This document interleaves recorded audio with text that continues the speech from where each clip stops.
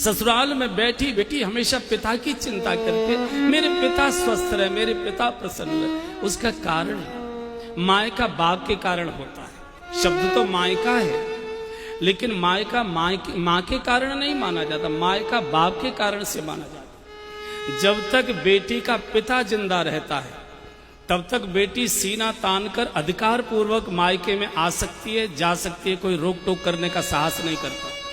लेकिन पिता की मृत्यु के बाद माँ चूंक भैया और भाभी के अधीन हो जाती है तो मायका फिर भैया भाभी की इच्छा से मिलता है, अधिकार पूर्वक नहीं मिलता। इसलिए आपने देखे होंगे प्रसंग, जब किसी की माँ की मौत होती है बेटी रोती तो है लेकिन अपने को संभाल लेती है। लेकिन जब उसको समाचार मिलता है कि मेरे पिताजी नहीं रहे, मेरे पिता की मौत हो गई, इतना रोती है, इतना रोती। और जब पहली बार पिता की मृत्यु पर अपने मायके में आती है, दहाड़ मारती आती है, हाहा करती आती है और सबसे पहले अपने घर के मुख्य द्वार पर पछाड़ खाकर गिरती है। बहुत देर तक देहली पर पड़ी रहती है।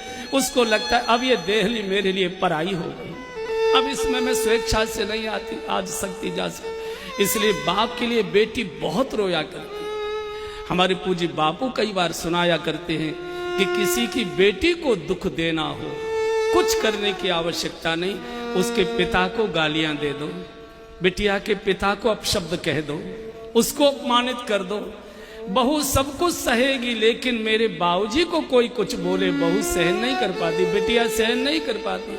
सास के पास जाएगी, पैर पकड़ेगी, रोएगी, माफी मांगेगी, माता जी मुझे डांट लो, मुझे फटकार लो, मुझे भूखी प्यासी रख लो, मत बहू का दर्जा मुझे दो, मुझे नौकरानी जैसा मान लो, लेकिन मेरी सौगंध आपको लगे मेरे बाबूजी को कुछ बोलना नहीं, आपको पाप लग जाए। मुझे मालूम है कि मेरे गरीब बाप ने कैसे कैसे कर्जा करके मेरे हाथ पीले किए।